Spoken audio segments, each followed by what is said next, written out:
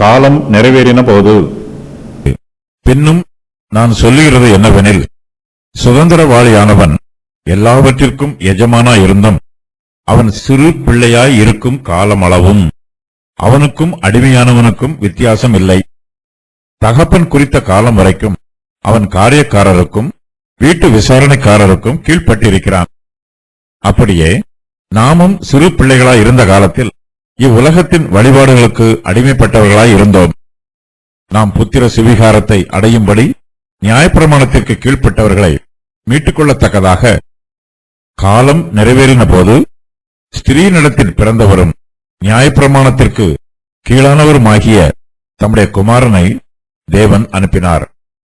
மேலும் நீங்கள் புத்திரராய் இருக்கிறபடியினால் அப்பா, பிதாவே என்று கூப்பிடத்தக்கதாக தேவன் தமது குமாரனுடைய ஆவியை உங்கள் இருதயங்களில் அனுப்பினார். ஆகையால் இனி நீ அடிமையாயிராமல் புத்திரனாய் இருக்கிறாய். நீ புத்திரனேயானால் கிறிஸ்து மூலமாய் தேவனுடைய சுதந்திரனாயும் இருக்கிறாய். கலாத்தியா தேசத்தில் உள்ள விசுவாசிகள் இயேசு கிறிஸ்துவை பற்றும் விசுவாசத்தினால் ரட்சிக்கப்பட்டார்கள். ஆரம்பத்தில் கிறிஸ்துவின் சுவிசேஷத்தை விசுவாசித்து விசுவாசத்தினால் மாத்திரமே தாங்கள் நீதிமான்கள் ஆக்கப்பட முடியும் என்று நம்பினார்கள். அதன் பின்பு யூத மார்க்கத்து கள்ளப்போதகர்கள் கலாத்தியா தேசத்து சபைகளில் பிரவேசித்து அவர்களுக்கு கள்ள உபதேசத்தை கொடுத்தார்கள்.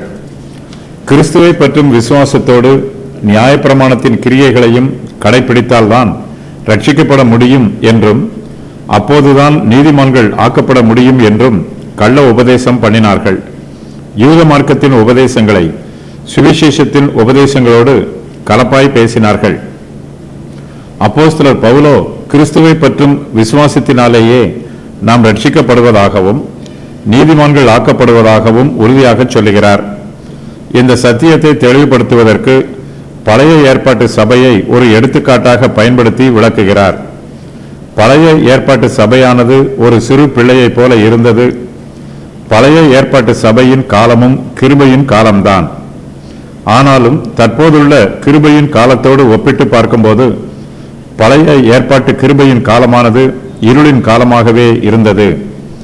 பழைய ஏற்பாட்டு சபை சுதந்திரவாளியாக இருந்தாலும் அது சிறு பிள்ளையாக இருந்ததினால் சுதந்திரவாளிக்குரிய உரிமைகளும் சிராக்கியங்களும் எதுவும் அதற்கு கிடைக்கவில்லை. சுதந்திரவாளியானவன் எல்லாவற்றிற்கும் எஜமானாய் இருக்கிறான்.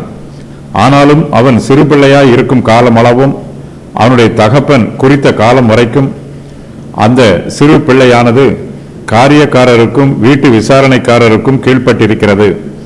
சுதந்திரவாளியானவன் சிறு பிள்ளையாய் இருக்கும் காலமளவும் அவனுக்கும் அடிமையானவனுக்கும் வித்தியாசம் இல்லை. அவன் சுதந்திரவாளிதான், ஆனாலும் அவன் அடிமையைப் போலவே இருக்கிறான். காரியக்காரருக்கும் வீட்டு விசாரணைக்காரருக்கும் கீழ்ப்படுகிறான். அவன் சுதந்திரவாளியாக இருந்தாலும் அவனால் சுயாதீனமாக ஒன்றும் செய்ய முடியாது. அவனுடைய தகப்பன் குறித்த காலம் வரைக்கும் அந்த பிள்ளையானது காரியக்காரருக்கும் வீட்டு விசாரணைக்காரருக்கும் கீழ்ப்பட்டிருக்க வேண்டும். பழைய ஏற்பாட்டு சபையானது சிறு பிள்ளையாக இருக்கிற சுதந்திரவாளியைப் போலவே இருந்தது. பழைய ஏற்பாட்டு காலம் இருளின் காலம், அது அடிமைத்தனத்தின் காலம். பழைய ஏற்பாட்டு கால சபைக்கும் அடிமையானவனுக்கும் வித்தியாசம் இல்லை. பிதாவானவர் குறித்த காலம் வரைக்கும் பழைய ஏற்பாட்டு சபை அடிமையானவனைப் போலவே இருந்தது.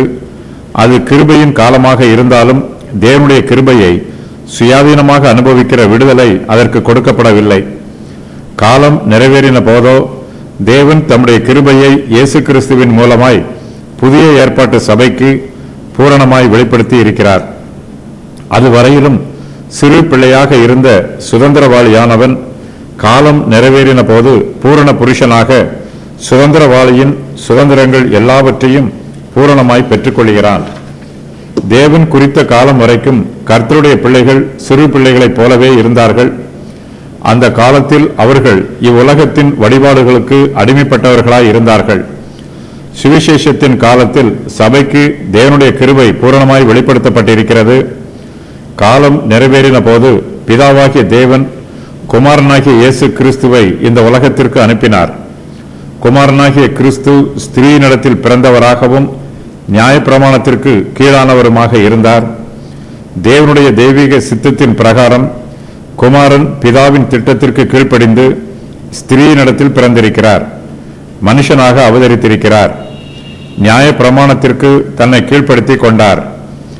தேவன் இயேசு கிறிஸ்துவை இந்த பூமிக்கு அனுப்பியதற்கு பிரதான நோக்கம் உண்டு.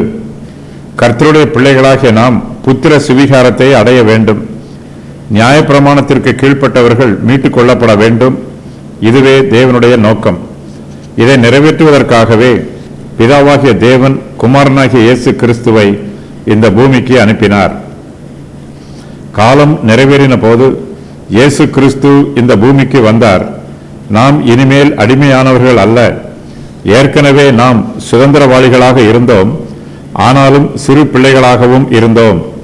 அந்த காலத்தில் இவ்வுலகத்தின் வழிபாடுகளுக்கு அடிமைப்பட்டவர்களாக இருந்தோம். காலம் நிறைவேறின போது நம்முடைய சிறு பிள்ளை பருவத்தில் இருந்து வளர்ச்சி பெற்று பூரண புருஷராக முதிர்ச்சி அடைந்திருக்கிறோம்.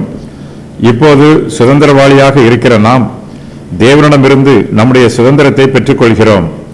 நாம் இனிமேல் அடிமைகளைப் போல் இராமல் தேவனுடைய புத்திரராக இருக்கிறோம். சுவிசேஷத்தின் காலத்தில் கர்த்தரை விசுவாசிக்கிற நாம் தேவனுடைய புத்திரராக இருக்கிறோம். விசுவாசத்தினால் புத்திர சுவிகாரத்தை பெற்றுக்கொள்கிறோம். நாம் தேவனுடைய புத்திரராக இருக்கிறபடியினால் தேவன் தமது குமாரனுடைய ஆவியை நம்முடைய இருதயங்களில் அனுப்பியிருக்கிறார். ஆகையினால் தேவனை அப்பா, பிதாவே என்று கூப்பிடும் சிலாக்கியத்தை பெற்றிருக்கிறோம்.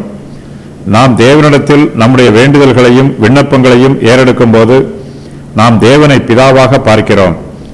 அப்போஸ்தலர் பவுல் விசுவாசிகளுக்கும் தேவனுக்கும் இடையே இருக்கிற ஆவிக்குரிய உறவை தெளிவுபடுத்துகிறார். இதன் முடிவுரையாக, ஆகையால் இனி நீ அடிமையாய் இராமல் புத்திரனாய் இருக்கிறாய் என்று சொல்லுகிறார். நாம் இனிமேல் அடிமைகள் அல்ல, தேவனுடைய வாக்குத்தத்தத்தின் சுதந்திரவாளிகளாக இருக்கிறோம். தேவனுடைய புத்திரராக இருக்கிறோம். அப்போஸ்தலர் பவுல் இந்த சத்தியத்தை சொல்லும்போது, நீ புத்திரனேயானால் கிறிஸ்து மூலமாய் தேவனுடைய சுதந்திரனாயும் இருக்கிறாய் என்று சொல்லி கலாத்தியா தேசத்து சபையாரை உற்சாகப்படுத்துகிறார். நாம் கிறிஸ்து மூலமாய் தேவனுடைய புத்திரராயும் சுதந்திரராயும் இருக்கிறோம். இனிமேல் இவ்வுலகத்தின் வழிபாடுகளுக்கு நாம் அடிமைப்பட்டவர்கள் அல்ல. நாம் விசுவாசத்தினால் நீதிமான்கள் ஆக்கப்படுகிறோம். நியாயப்பிரமாணத்தின் கிரியைகளுக்கு நாம் அடிமைப்பட்டவர்கள் அல்ல.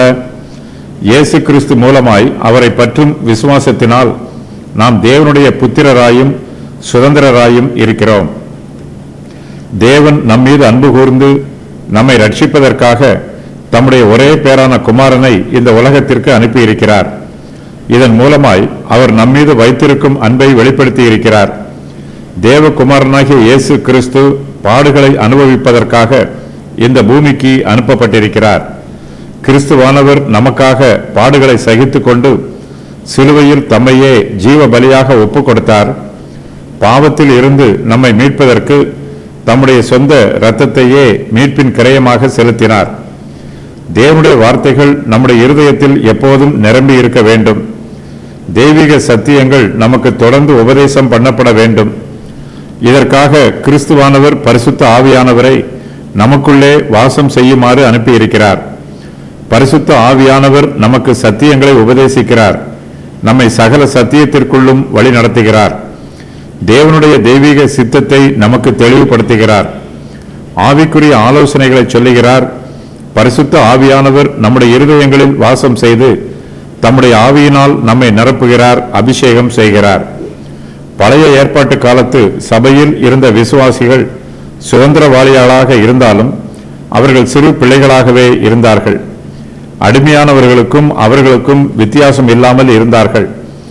இவ்வுலகத்தின் வழிபாடுகளுக்கு அடிமைப்பட்டவர்களாக இருந்தார்கள். சுவிசேஷத்தின் காலத்து சபையில் இருக்கிற விசுவாசிகளாகிய நாம் மேன்மையான சிலாக்கியங்களை பெற்றிருக்கிறோம். கிறிஸ்துவை பற்றும் விசுவாசத்தினால் நாம் இனிமேல் அடிமையாய் இராமல் புத்திரராய் இருக்கிறோம். கிறிஸ்து மூலமாய் தேவனுடைய சுதந்திரராய் இருக்கிறோம். இதுவரையிலும் கோபாக்கினையின் பிள்ளைகளாகவும் கீழ்ப்படியாமையின் பிள்ளைகளாகவும் இருந்தோம். ஆனால் இப்போதோ தேவனுடைய கிருபையினால் தேவனுடைய புத்திரராகவும் தேவனுடைய சுதந்திரராகவும் இருக்கிறோம். புத்திர சுவிகாரத்தின் ஆவியை பெற்றுக்கொள்கிறோம். தேவனை அப்பா, பிதாவே என்று கூப்பிடுகிற சிலாக்கியத்தை பெற்றிருக்கிறோம். இயேசு கிறிஸ்துவை விசுவாசிக்கிற நாம் கிறிஸ்து மூலமாய் தேவனுடைய புத்திரராக இருக்கிறோம். தேவனுடைய புத்திரருக்குரிய சுபாவங்களை பெற்றுக்கொள்கிறோம். தம்முடைய பிள்ளைகள் எல்லோரும் தம்மை போலவே இருக்க வேண்டும் என்று பிதாவாகிய தேவன் விரும்புகிறார். நாம் தேவ சாயலாக சிருஷ்டிக்கப்பட்டவர்கள். ஆதியிலே ஆதாம் பாவம் செய்ததினால் தேவ சாயல் நம்மிடத்தில் மங்கி போயிற்று. ஆயினும் கிறிஸ்து மூலமாய் தேவ சாயல் நமக்குள் புதுப்பிக்கப்படுகிறது. தேவனுடைய புத்திரரின் சுபாவங்களை பெற்றிருக்கிற நாம் தேவனுடைய சுதந்திரராக இருந்து சுதந்திரவாளிக்குரிய எல்லா ஆசீர்வாதங்களையும் சுதந்திரித்துக் கொள்கிறோம். உரிய வயது வரும் வரையிலும் சுதந்திரவாளிக்கும் அடிமைக்கும் வித்தியாசம் இல்லை. அதுபோலவே கிறிஸ்து வரும் வரையிலும் நாம் நியாயப்பிரமாணத்திற்கு அடிமையான பிள்ளைகளாக இருந்தோம். நியாயப்பிரமாணத்தில் இருந்து நம்மை விடுவிப்பதற்காக இயேசு கிறிஸ்து வந்தார். அதன் பின்பு நாம் நியாயப்பிரமாணத்திற்கு விடுவிக்கப்பட்டிருக்கிறோம். தேவனுடைய சுவிகார புத்திரர்களாக ஆனோம். மீட்கும் சுவிசேஷத்தின் முக்கிய அம்சங்கள். தேவனுடைய குமாரன் மூலமாக உலகத்தை மீட்கும் தேவனுடைய திட்டம். காலம் நிறைவேறின போது தேவனுடைய குமாரனின் வெளிப்பாடு. தேவனுடைய குமாரன் வெளிப்படும் சூழ்நிலைகள். ஸ்திரீயினிடத்தில் பிறந்தவர், நியாயப்பிரமாணத்திற்கு கீழானவர், பரிபூரண பலியாக இருக்கிறவர். தேவனுடைய குமாரனின் மரணத்தின் மூலமாக மீட்பு. விசுவாசிக்கிறவர்கள் எல்லோரையும் சுவிகாரத்தின் மூலமாக புத்திரராக ஏற்றுக்கொள்வது. பரிசுத்த ஆவியானவரை அனுப்புதல். எல்லா புத்திரர்களுக்கும் சுதந்திரம். மனுக்குலத்தை மீட்பதற்கு தேவன் ஏற்ற வேளையை தெரிந்தெடுத்து தமது ஒரே பேரான குமாரனை இந்த உலகத்திற்கு அனுப்பினார். இந்த காலம் தீர்க்கதரிசிகள் முன்னறிவித்த காலத்தின் நிறைவேற்றமாகும். நாம் தேவனுடைய புத்திரராய் இருக்கிறபடியினால் பரிசுத்த ஆவியானவர் மூலமாக இதன் முழுமையான அடையாளத்தை பெற்றுக்கொள்கிறோம். தேவனை அப்பா, பிதாவே என்று கூப்பிடுகிறோம். தேவன் தமது குமாரனுடைய ஆவியை நம்முடைய இருதயங்களில் அனுப்பினார்.